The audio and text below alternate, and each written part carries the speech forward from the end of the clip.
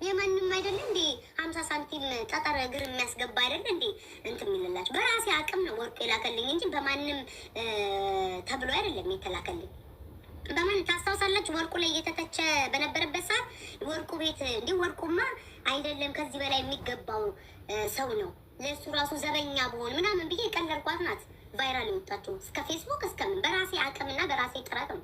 ማንም አባቱ አይደለም ለወርቁ ሄዶ ለቤታ ወርቅ ስጣት ብሎ የሚያሰጥልኝ። አስረግጬ ነው የምነግርህ። ደግሞ የሚገባኝ ሰው ስለሆንኩኝ እናንተ የትም ቅራሪያችሁን ስታንቃርሩ የትም ስትግማሙ እኔ እንደ አማራ ቆሜ የስንት ታናሻችሁ ሳልፈራ እንዴ እኔ እኮ ከእናንተ እኮ አላሮጥኩኝም። እናንተ እንደውም ከኔ እድሜ ትተልቃላችሁ።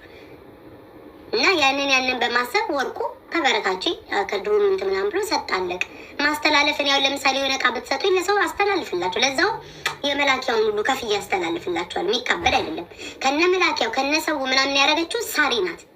ሳሪ አላበሻ እሷ ናት። እዛ የሄደ ሰው ነበረ በሱ እቃውን ልካ ምናምን ተነጋግራ ከሰውየው ጋር እንደውም መስማማት አቅቶን በሷ ነው ይሄ ነገር የተደረገው። ስለዚህ አታካብዱ።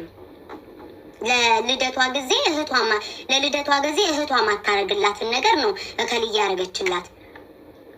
ስጋዎቼማ ደሞቼማ ከገበናዬ እስከነ ቆሻሻ እስከነ ብልግና እስከነ ምን የሸፈኑልኝ ናቸው። ስትሰማኛለህ ጃጓር ቤተሰብ ላይ ዘላ አትገባ። እህቷ እንኳን አላረገላ። እህቴ እኮ ደሜ ስጋ አጥንቴ ናት።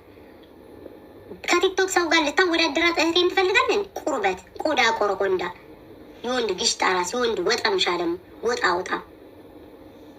በጣም ነው የገረመኝ። እናቴ ትሙት ጋይስ እህቷ እኔ እየፈለገውን ይናገር ግን እህቷ ያላረገ አታስቆኝ። እንኳን እኔ ነገር ላይ ነኝ ወይኔ ዘንድሮ እህቷ ያላረገችላትን ነው ሄዶ ያከበሩላት። እኔ ቤታዬ አልኩ እኮ እኔ ቤታ ከሰው ጋር ቦን በአካል የማደርግልን አሳይ ነበር። እኔ ሰው ከወደድኩኝ ሰው ካከበርኩኝ ማለት ገንዘብ ተራ ነው ብዬ ነው የማስበው። እመቤቴ ያለኝን ነው አውጥቼ የማደርግልን።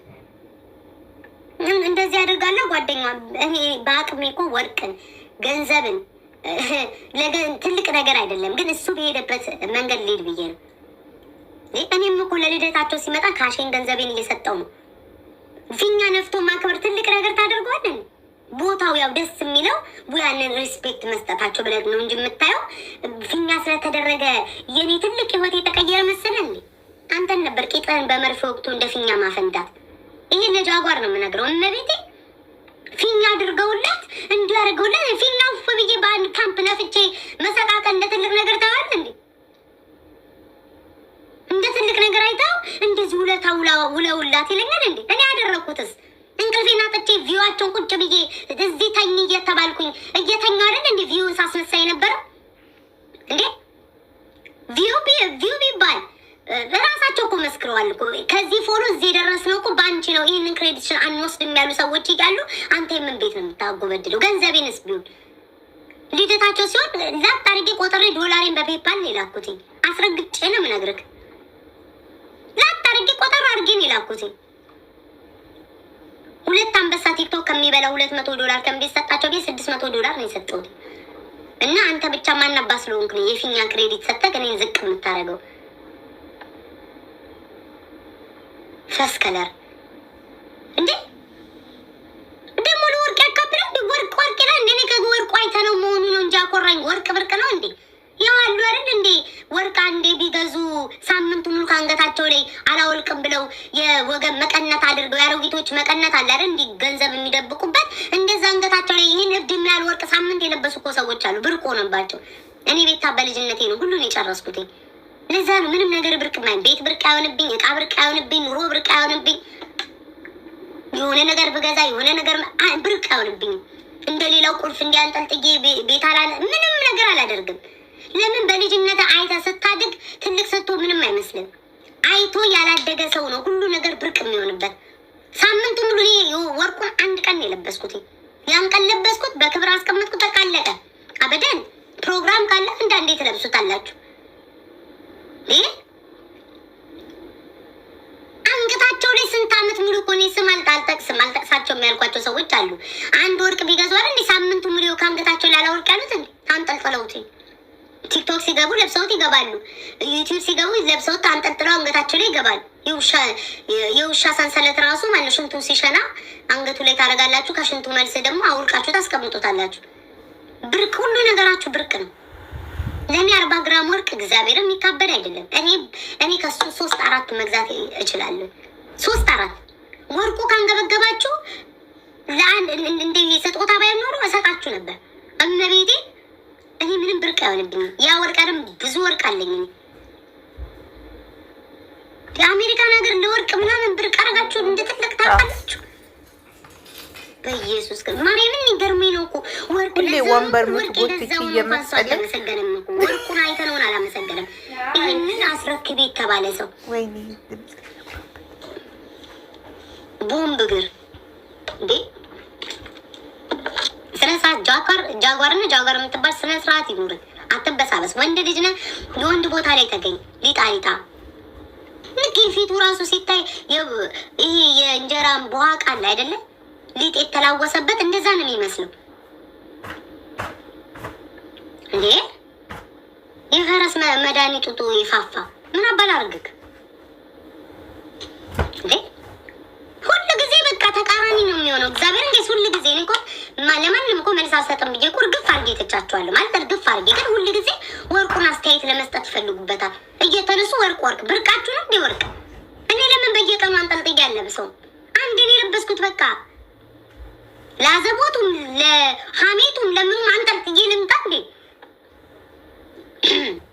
መስከለር ምን አባቱ ልበለው ታዲያ እንዴ? ስለዛ ስርዓትን ይዘህ ተቀመጥ። እንዲያርገውላት ይላል እንዴ? በሁለታ የሰው ልጅ ቢታጠር ኖሮ እኔ ልንገርክ፣ በጣም የሰው ውለታ አውቃለሁ። ሰው የሆነ ነገር ካረጋችሁልኝ ያንን ለመመለስ ጊዜ ጠብቄ ነው የምመልስላችሁ። ውለታ በደንብ ነው ጠንቅቄ የማውቀው። እመቤቴን ነው የምላችሁ።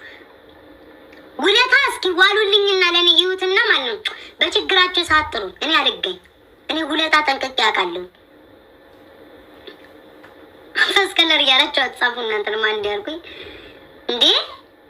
እኔ እግዚአብሔር እንደወርቁ እኔ ያደረኩትስ ነገር ሰዎች እኮ ይሄን አረግን እኮ ማይሉት በተዋደዳችሁ ሰዓት ምንም ትደራረጋላችሁ። ያንን ስለማምን ነው እኔ ሁልጊዜ በፊት የማዝለው የምናደደው ክደታቸውን እንጂ ያረኩላቸው ነገር አይጸጽተኝም። ገባችሁ? እመቤቴን ክደታቸው ነው የሚያናደኝ። እንዴት የሰው ልጅ ተገዝቶ እወድሻለሁ ቲሸርት አሰርቶ ሞትኩልሽ አበድኩልሽ እኔ አንቺ ጋር ከተጣላው ጸጥ ብዬ ኑሮዬን ነው እንጂ የምኖረው ባሉት አንደበት አባቴ ሙት መድኃኒዓለም ልጄን ያሳጣኝ አንድ ቀን እኔ አንቺ ሞጥቻ አልናገርም ምናምን ቦታም ማልሳ ዝም ብዬ ነው የማልፈው እግዚአብሔር ይመልስ ነው የምለው ያሉ ሰዎች ወጥተው ሲሰድቡኝ ሳይ ያ ነው እኔ ልቤን የሚሰብረው የነበረው። አሁንማ ምንም አይመስለኝም ልቤን የሚሰብረው የነበረው። ከዛ በተረፈ እንጂ እናቴ ትሙትን ላደረኩት ነገር አይጸጽተኝም። ጆርጅ ቤ እኔ ፍቅር ላደረኩት ነገር አይጸጽተኝም። ለምን ሰው ሲዋደድ ብዙ ነገር ይደራረጋል። እንኳን ወርቅ አይደለም እንኳን ንብረት አይደለም የሰው ልጅ ራሱን አሳልፎ ይሰጣል። በቃ ሰው ከተዋደደ ብዙ ነገር ይደራረጋል። በጥቅም አይደለም የተገናኘ ነው ብዬ ነው የማስበው እንጂ በውለታማ እንደዛ አንተ ፈስከለር ጃጓር ከዚህ በኋላ ፈስከለር ነው ምን አንተ ፈስከለር ወይታ በዲሻል አንተ ፈስከለር ማለት ነው። ከሴት ጋር መጣላት አቆሚያለሁ። ወንዶቹ ጋር መጣለው የነኩኝ ጋር ማለት ነው። አንተ ፈስከለር ቦምብ ግን እናቴ ከዛሬ ጀምሮ ከኔ ጋር አቁም። ራስን እዛ ይዘህ ወጥን አማስል ከላይ ወጠምሻ ድስት ይዞ እንደዛ ነው የምትመስለኝ። ግብዳ ወጠምሻ ማለት ነው። እማዬ ሞቶ አልቋል እኮ ቤት ሰሪያለሽ የሚል ትልቅ ሰውዬ ውስጡ ግን ትንትዬ የ7 ዓመት ህፃን ልጅ የሚንቀለቀል ያለበት እንደዛ ነው የምትመስለው። ማርያምን ጇጋር ከላይ ግብዳ ሆነህ ህዝብ አስታራቂ ነው ከላይ የምትመስለው። ውስጥ ግን ትንሽዬ ህፃን ልጅ ማለት ነው።